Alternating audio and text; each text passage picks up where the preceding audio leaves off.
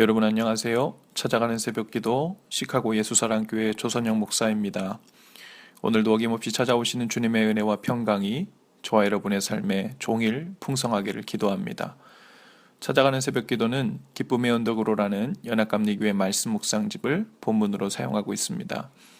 오늘 함께 나눌 하나님 말씀은 구약성경 창세기 28장 1절에서 9절까지 말씀입니다. 제가 읽어드리겠습니다.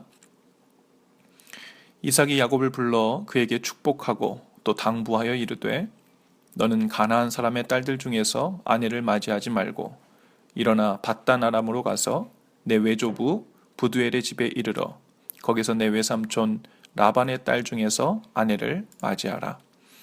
전능하신 하나님이 내게 복을 주시어 내가 생육하고 번성하게 하여 내가 여러 족속을 이루게 하시고 아브라함에게 허락하신 복을 내게 주시되 너와 함께 내 자손에게도 주사 하나님이 아브라함에게 주신 땅 곧 내가 거류하는 땅을 내가 차지하게 하시기를 원하노라.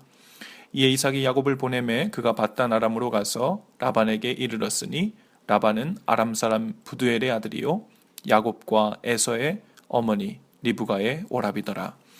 에서가 본즉 이삭이 야곱에게 축복하고 그를 밧단 아람으로 보내어 거기서 아내를 맞이하게 하였고 또 그에게 축복하고 명하기를 너는 가나안 사람의 딸들 중에서 아내를 맞이하지 말라 하였고 또 야곱이 부모의 명을 따라 밧단 아람으로 갔으며 에서가 또 본즉 가나안 사람의 딸들이 그의 아버지 이삭을 기쁘게 하지 못하는지라.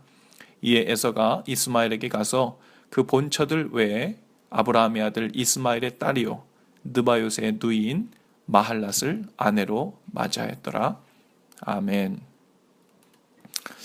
오늘 본문 말씀을 보면 이상해 보이는 광경이 펼쳐집니다. 분명 야곱은 아버지 이삭과 형 에서를 속이고 축복을 가로챘지요. 그 일로 화가 많이 나서 자신을 죽이겠다는 에서 형을 피해서 야곱은 삼촌 라반의 집으로 떠나려던 참이었습니다. 어쩌면 아마도 당분간 야곱을 보지 못할 것이기 때문에 리브가가 이삭에게 그 사실에 대해 귀뜸을 했던 것 같습니다. 이삭은 야곱을 불러놓고 다른 말은 하지 않습니다. 오히려 거듭 축복을 하고 중요한 당부의 말을 합니다. 아내를 가나안 딸들 중에서 삼지 말고 삼촌 라반의 집에 가서 거기서 아내를 삼으라는 것이었습니다. 에서가 그 소식을 듣지요. 그리고 그의 마음에 무언가 번뜩이며 생각난 것이 있었습니다. 가만히 생각해 보니까 어쩌면 자신이 이렇게 자기 복도 챙기지 못하고 부모로부터도 축복을 받지 못한 채 인생이 꼬이게 된 이유가 바로 아내를 가나안 땅의 여자로 삼은 것 때문일 것이라는 생각을 하게 된 것 같습니다. 아마도 그 일이 부모님의 마음을 기쁘게 하지 못했고 그로 인해 자신의 복을 빼앗긴 것이라는 생각을 한 것 같아요.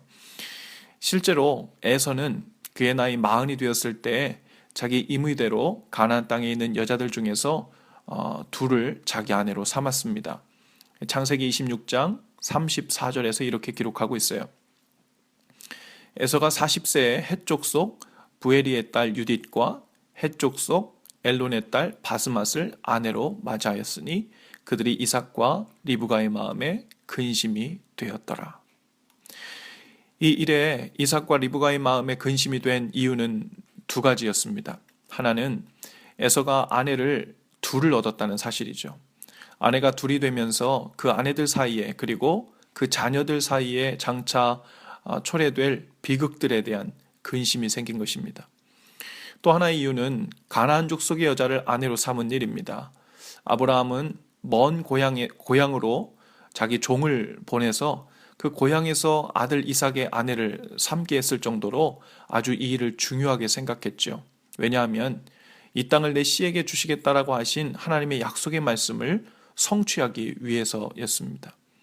그런데 이삭의 장자인 에서가 덜컥 가나안 땅의 여자로 그것도 둘씩이나 아내로 맞은 일은 하나님의 약속의 말씀을 생각할 때 근심이 되고도 남는 일이었죠.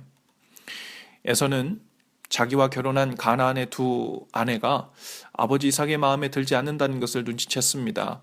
그러나 그것이 하나님의 약속 때문이라는 진짜 이유는 아직도 모르고 있는 듯 합니다.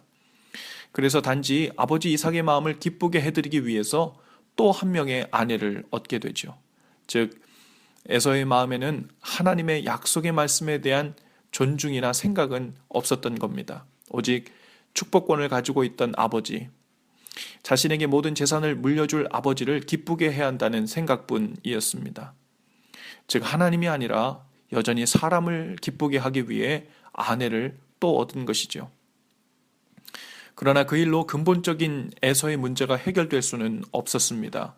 오히려 아내가 한 명 더 많아짐으로 인해서 어미가 다른 자녀들 간에 더 많은 갈등과 문제의 씨를 만들 뿐이었죠.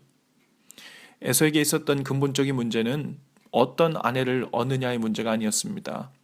하나님의 말씀을 삶을 살아가는 가장 중요한 가치로 여기고 존중하며 살지 않은 것이 문제였죠.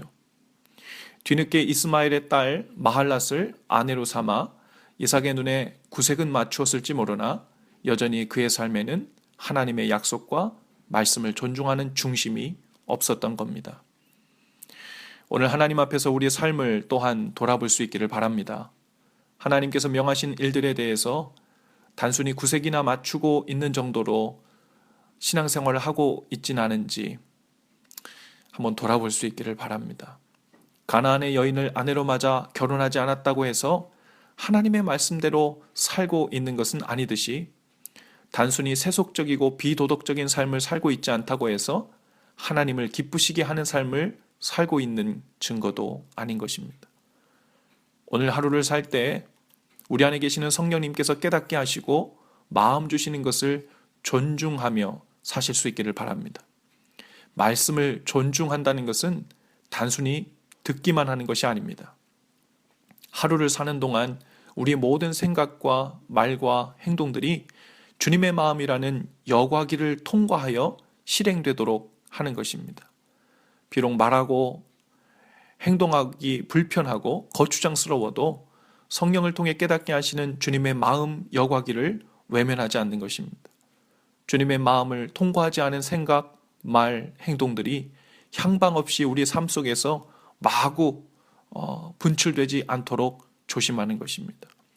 그렇게 우리 안에 계신 성령님을 존중하고 주님의 말씀을 존중할 때 우리는 참 약속의 자녀로 살게 되는 거죠.